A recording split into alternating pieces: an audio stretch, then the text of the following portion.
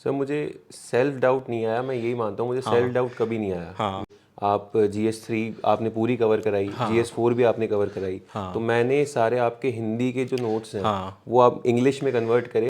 अगर आप इंट्रोवर्ट रहोगे, आप बोल्ड ही नहीं रहोगे, तो आप कैसे लोग से डील करोगे? क्योंकि ये नेचर ऑफ जॉब है, ये डिमांडिंग है। हाँ और यही चीज़ शायद इंटरव्यू पैनल भी देखता है। हाँ तो मैं ये कहता हूँ आप हिंदी रहो, हिंदी भी हाँ। बोलो ना, तो ऐसे बोलो कि पर्सनैलिटी झलके आपकी, आप अपने जो भी विचार है आप एक्सप्रेस कर पाओ फुल्ली। सभी को नमस्कार दोस्तों, एक और बहुत ही शानदार वीडियो में आपका स्वागत है। वैसे आप दीपक को अब जान गए होंगे। दीपक काफ़ी मतलब अच्छी बोल्ड पर्सनैलिटी के व्यक्तित्व है। कब जैसे कल हम लोग मिले साथ में, तो काफ़ी मज़ा आया बातें करके। और उसी कड़ी में प्लान किया कि एक अच्छा वीडियो आप लोगों के लिए लेके आते हैं। तो सबसे पहले दीपक, आपको बहुत बहुत बधाई कि आपकी अच्छी रैंक आई है और अच्छी सर्विस में आप जा रहे हो। Thank you so much sir. तो सबसे पहले दीपक, हम ये जानना चाहेंगे कि जैसे आपकी पढ़ाई कहाँ से हुई है। और एक चीज़ और आपको बताना चाहूँगा कि दीपक का ये 6th अटेम्प्ट था और 5 अटेम्प्ट में इनका प्रीलिम्स ही क्वालिफाई नहीं हुआ। तो आप ये समझ सकते हो कि क्योंकि कई बच्चे 3 दिन प्रीलिम्स क्वालिफाई नहीं कर पाते हैं, छोड़ देते हैं या उनका मन नहीं करता है। लेकिन आपका इतना पेशेंस और धैर्य, ये काफ़ी इंपॉर्टेंट चीज़ यहाँ देखने को मिल रही है। तो सबसे पहले हम जानना चाहेंगे कि आपका जो एजुकेशन बैकग्राउंड है, कहाँ आपने पढ़ाई की, और उसके बाद में आते हैं प्रीलिम्स इनको लेकर। सर मैंने अपनी प्राइमरी और सेकेंडरी एजुकेशन जयपुर से ही करी है। उसके हाँ बाद सर मैंने बीटेक एमिटी यूनिवर्सिटी नोएडा से करी है। हाँ और उसके बाद सर मैं उसके बाद ही यूपीएससी की प्रिपरेशन मैंने स्टार्ट कर दी थी हाँ 2018 में। और 2021 में मैंने जब कोविड आया तो मेरा जब कंटिन्यूसली प्रीलिम्स नहीं हो रहा था, हाँ तो मैंने सोचा कि जो मेरा ऑप्शनल सब्जेक्ट है पॉलिटिकल साइंस, हाँ मैं क्यों ना जितना मैंने उसको पढ़ा है उस नॉलेज को मैं कैपिटलाइज करूं और एक डिग्री कर लूं, ताकि मैं कुछ प्लान बी जैसे आजकल बोलते हैं हाँ वो ओपन हो जाए मेरे लिए। तो मैंने इग्नू से मास्टर्स करी। हाँ। और लास्ट ईयर मैंने जो है JRF दिया था, जिसमें मेरे 100 परसेंटाइल आई थी। अच्छा। और फिर इसी साल मेरा प्रीलिम्स हुआ। हाँ और अगर मेरा प्रीलिम्स नहीं होता तो मैं प्लान बी शायद PhD एनरोल करता, हाँ लेकिन बाय गॉड्स ग्रेस मेरा हो गया फाइनल हाँ। लिस्ट में सिलेक्शन। बिल्कुल, ये मैं समझ सकता हूँ कि जब 5 बार प्रीलिम्स नहीं होता है, जी सर। नो डाउट, अब मतलब अपने अंदर भी कभी कभी इस डाउट आने लगते हैं कि पता नहीं मेरा होगा नहीं होगा। क्योंकि 1-2 बार में अटेम्प्ट में आप मेंस लिखते हो तो एक कॉन्फिडेंस आता है कि हाँ मैं कर लूँगा। लेकिन 5 प्रीलिम्स फेल होना, वो एक थोड़ा सा अपने आप में कभी कभी डर लगता है। तो आपने इनको कैसी चीज़ों को कंट्रोल किया, कैसे अपनी चीज़ों को आगे बढ़ाया कि नहीं मेरा हो जाएगा आगे जाके?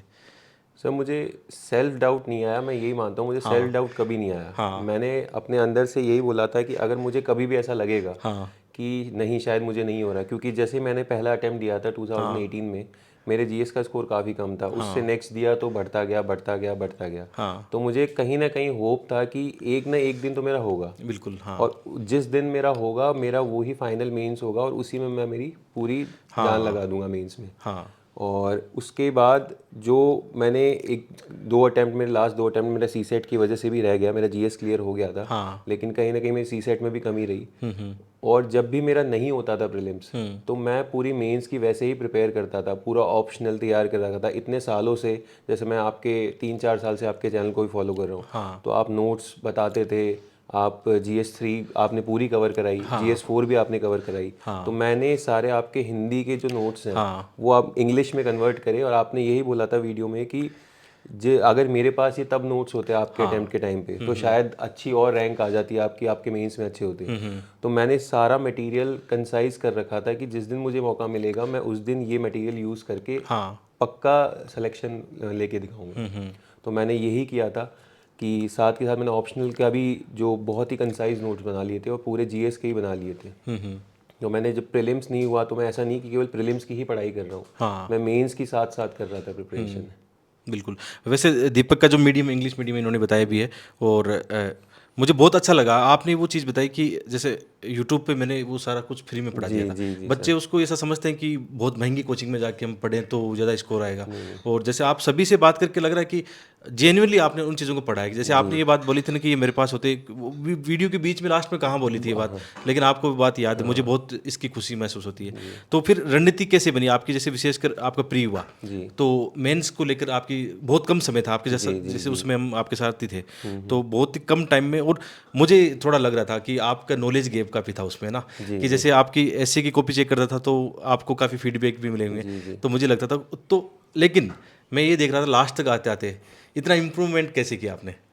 सर जैसे कि हम आपसे मेंस मेंटरशिप प्रोग्राम में जो जुड़े थे वहाँ पे, तो आंसर राइटिंग मैंने करी थी, हाँ लेकिन जो कंटिन्यूस 3 महीने आंसर राइटिंग करनी होती है मेंस के दौरान, वो मैंने वहाँ मेंटरशिप प्रोग्राम में भी करी। जैसे हमारे मेंटर थे वहाँ पे हरिराम जी, तो डेली हमें 6 क्वेश्चन दिए जाते थे, हम कंटिन्यूसली हमने एक दिन नहीं छोड़ा वो। हाँ साथ के साथ उसी दिन रात को हमारी कॉपी चेक होती थी, फीडबैक भी हमें दिया जाता था, और हम कंटिन्यूस उस फीडबैक पे काम करते थे। हाँ और ऐसे में भी आपने काफ़ी हेल्प करी, आप संडे को चेक करते थे हमारी ऐसी कॉपी। हमारी शुरुआत में काफ़ी ज़्यादा कम था, हम पैराग्राफ उल्टे सीधे लिखते थे, हमने फिर अलाइन किया। कंटेंट थोड़ा हमारे पास कम था, हम थोड़ा जीएस पे ज़्यादा लाइन थे, हमारी एसए का जो फ्लो था लैंग्वेज का, हाँ और अनफॉर्चुनेटली इतने अच्छे मार्क्स भी नहीं आए मेरे इंग्लिश मीडियम में। हाँ लेकिन जितना आपने बताया हमने वो इम्प्लीमेंट किया, और शायद जितना मैं मान रहा हूँ कि मेरे इतने मार्क्स आए, लोगों के और भी कम मार्क्स आए हाँ इससे बहुत भी, कम हाँ तो वो जितने मार्क्स आए वो शायद आपकी वजह से ही आए, शायद उतने भी नहीं आते मेरे। हाँ इस बार थोड़ा सा इंग्लिश मीडियम का जो ऐसे का मार्किंग पैटर्न है ये लास्ट ईयर से चेंज हुआ था। मैं भी एक गलती मानूंगा अपनी कि मैं उस चीज़ को पकड़ नहीं पाया था कि मुझे लगा एक साल ऐसे चेंज हुआ होगा, ये लगातार वो सेम कंडीशन आ गई। तो इसका मतलब अभी ऐसे की उनको बहुत अच्छी वो चाहिए, मतलब आप बहुत अच्छा लिखते हो, क्योंकि इंग्लिश मीडियम कुछ लोगों के आए हैं, इसका मतलब बाकी के नहीं है, बहुत लोगों के नहीं है।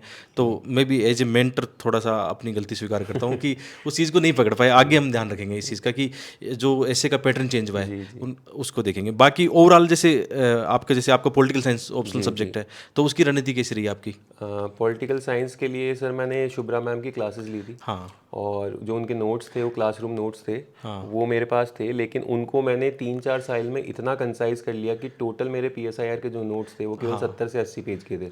मैं केवल उन्हीं नोट्स को देखता था। हाँ अगर कुछ ऐड ऑन करना होता था, जैसे कोई न्यूज़पेपर में आर्टिकल आ गया तो मैं उसमें ऐड ऑन कर देता था। हाँ बाकी जो पीएसआईआर का पेपर 1 है, पेपर 2 है, तो पेपर 1 में भी 2 सेक्शन है, हाँ तो मुझे पता था कि मेरा स्ट्रॉन्ग पॉइंट है पॉलिटिकल थ्योरी वाला, हाँ तो मैंने वही ज़्यादा क्वेश्चन पेपर में अटेम्प्ट किए। और जो पेपर 2 में है मेरा आईआर थोड़ा स्ट्रॉन्ग है, तो मैंने वो ज़्यादा किए। और पीएसआईआर के लिए अगर आप पिछले 10 साल के पीवाईक्यू सॉल्व कर लेते हो तो आपको एक ट्रेंड पता लग जाता है कि ऐसे सवाल ही आने वाले हैं, इनसे ज़्यादा कुछ आगे बाहर नहीं आएगा। हाँ हाँ तो मैंने वो 10 साल के कम से कम 3 या 4 बार लिखे मैंने, तो मुझे याद हो गए उनके सबके कि इंट्रो कंक्लूजन में क्या क्या लिखना है। हाँ बाकी जैसे कहते हैं कि मेरा इस साल 268 स्कोर रहा, हाँ और कहा जाता है कि ज़्यादा स्कॉलर्स लिखो, ये लिखो, कई बच्चे ऐसे बोलते हैं कि नहीं मुझे स्कॉलर्स याद नहीं होती, ये वो। मैंने पेपर 1 और पेपर 2 में बहुत ही कम स्कॉलर यूज़ किए। मैंने पेपर 1 की नॉलेज पेपर 2 में यूज़ करी, उनको इंटरलिंक किया। तो शायद मुझे लगता है जब आप ज़्यादा इंटरलिंक करते हो या टू द पॉइंट लिखते हो, ज़रूरी नहीं है कि आप स्कॉलर हो, आपकी यूजी लेवल की वहाँ नॉलेज चेक की जाती है। एक दो स्कॉलर अगर उसकी कोई थ्योरी आई तो आपको उसके जो वर्ड्स हैं उसमें एक्सप्लेन करनी होगी। बाकी आप ज़्यादा स्कॉलर्स यूज़ करोगे तो आप अपना पॉइंट ऑफ व्यू तो बता ही नहीं रहे। तो आप अपना पॉइंट ऑफ व्यू बताइए, ज़्यादा स्कॉलर्स की चिंता मत कीजिए उसमें। हाँ और आपका स्कोर भी बहुत अच्छा है, 270 के आसपास है ना? 270 क्योंकि इस बार पॉलिटिकल साइंस में नॉर्मली स्कोर कम रहा है और आपके बहुत अच्छा स्कोर है, और आपकी जो फाइनल रैंक उसमें बहुत बड़ा यहाँ पे रोल निभाया ऑप्शनल सब्जेक्ट ने। और एक चीज़ है कि एथिक्स में भी आपका स्कोर ठीक है, तो उसमें किस प्रकार आपकी रणनीति रही है?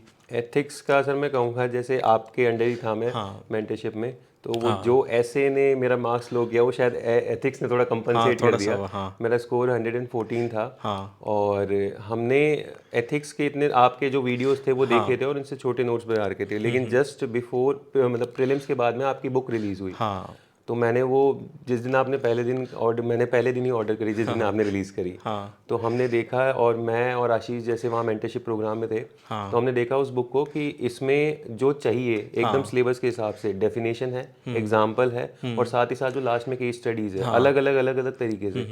मैं कहा इसमें जितना है वो ठीक है, हम और ऐड ऑन कर लेंगे इसमें। जैसे कि मैंने आपको बताया भी ऐड ऑन मैंने काफ़ी बहुत सारे एग्जाम्पल ऐड किए, डायग्राम वायग्राम, तो हमने उसी बुक को कम से कम 10 बार रिवाइज किया। हमें टू द पॉइंट डेफिनेशन याद हो गई, क्योंकि एथिक्स में हमें टू द पॉइंट डेफिनेशन ही लिखनी है और अच्छे वर्ड्स में लिखनी है, और एग्जाम्पल आपको देने हैं तो आपको रियल लाइफ एग्जाम्पल देने हैं, जो कि पता हो एग्जामिनर को भी कि चेक करते हैं कि हाँ वो रिलेट कर रहा है उसके साथ।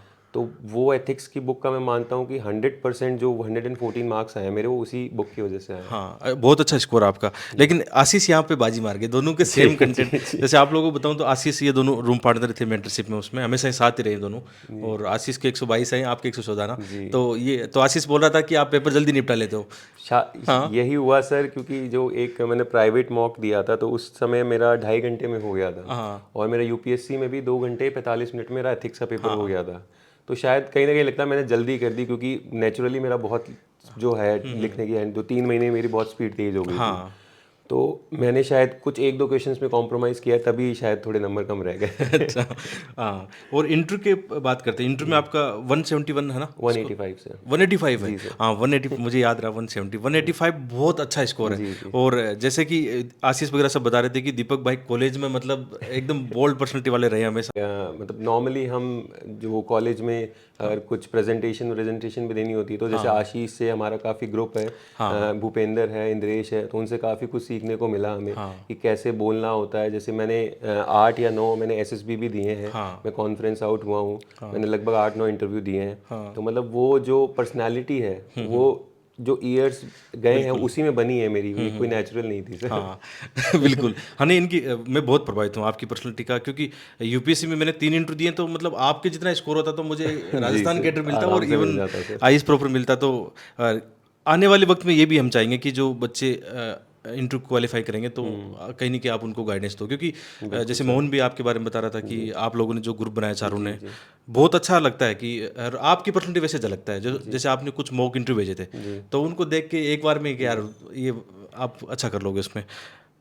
तो जैसे एक और आती है, इसी में बात करते हैं, जो व्यक्तित्व का विकास होता है। कई बच्चे विशेषकर जो गाँव से आते हैं वो थोड़ा सा कॉन्फिडेंट फील नहीं करते हैं। तो क्या ये व्यक्तित्व विकास, जैसे आपने बताया कि आपने बहुत सारे दिए हैं, कॉलेज लाइफ में भी आप एक्टिव रहे हैं, तो इसका फ़र्क आपकी पर्सनैलिटी में दिखता है, या थोड़ा नॉर्मल आप मेंस के बाद तैयारी करते हो और इंटरव्यू में नंबर ले आते हो?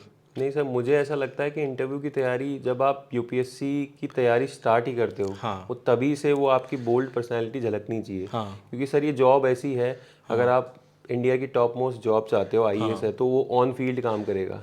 अगर आप इंट्रोवर्ट रहोगे, आप बोल्ड ही नहीं रहोगे, तो आप कैसे लोग से डील करोगे? क्योंकि ये नेचर ऑफ जॉब है, ये डिमांडिंग है। और यही चीज़ शायद इंटरव्यू पैनल भी देखता है कि बंदे के पास कॉन्फिडेंस है और वो आर्टिकुलेशन अच्छा है उसका, तो बाकी वो तो ट्रेनिंग देंगे आगे, वो और हमें मोल्ड कर सकते हैं, लेकिन कॉन्फिडेंस जो है वो पहले ही सबसे होना चाहिए। और जो गांव के बच्चे हैं वो आजकल यही, मतलब मैं काफ़ी सुनता आया हूँ, जैसे मैं भी गांव से हूँ लेकिन मैं पढ़ा जयपुर में हूँ, तो वो ऐसे कहते हैं कि हमें इंग्लिश नहीं आती। मैं कहा इंग्लिश का कोई रोल नहीं है, इंग्लिश सीखी जा सकती है, इतनी कोई डिफिकल्ट नहीं है। मुझे भी नहीं आती थी, लेकिन मैंने सीखी विद जो ईयर्स में पिछले। तो मैं ये कहता हूँ आप हिंदी रहो, हिंदी भी बोलो ना, तो ऐसे बोलो कि पर्सनैलिटी झलके आपकी, आप अपने जो भी विचार है आप एक्सप्रेस कर पाओ फुल्ली। तो जैसे मोहन भी था, मोहन का हिंदी मीडियम है, मोहन इंडियन नेवल एकेडमी छोड़ के आया, तो उसने भी क्लियर किया था। लेकिन उसका हिंदी पे जो कमांड है, उसका जो कॉन्फिडेंस है, वो झलकता है उसके चेहरे पे। तो मैं ये मानता हूँ कि ज़्यादा इतना ये करना कि हम गांव से हैं, हम ज़्यादा हमें इंग्लिश नहीं आती, तो मुझे लगता है कि ये जो है इसे माइंडसेट का खेल है। बिल्कुल। हाँ, तो दीपक आपसे बात करके बहुत अच्छा लगा, और आगे भी बात करेंगे। और अभी आप खुद भी प्रीलिम्स एग्जाम दे रहे हो, तो ज़्यादा आपको डिस्टर्ब नहीं करेंगे। और अगली बार बहुत अच्छे रैंक के साथ हम यहाँ मिलेंगे, तो और हमें ज़्यादा खुशी होगी। और वैसे आपका जो पर्सनैलिटी लगती है एक आईपीएस वाली लगती है, तो आपका ड्रीम जॉब भी है मुझे आईपीएस में जाना है। तो इस बार भी अच्छी सर्विस है, नो डाउट। लिस्ट में नाम आना बहुत बड़ी बात होती है, और इससे कॉन्फिडेंस और सामने आता है। तो आपका बहुत बहुत धन्यवाद, आपने समय निकाला, आप जयपुर से यहाँ मिलने आए, मुझे बहुत खुशी हुई इस बात की। मेरा ड्रीम था, जब मैं 3-4 साल पहले देखता था आप टॉपर्स को बुलाते थे, तो मुझे ऐसा लगता था क्या पता सर कभी बुलाएंगे क्या मुझे, मैं कभी इस रूम में बैठूंगा क्या। तो आज वो ड्रीम सच हुआ है, और अगर देखोगे सपने तो पूरे होंगे वो। बिल्कुल। बहुत बहुत धन्यवाद आप सबको भी यहाँ तक वीडियो देखने के लिए। Thank you.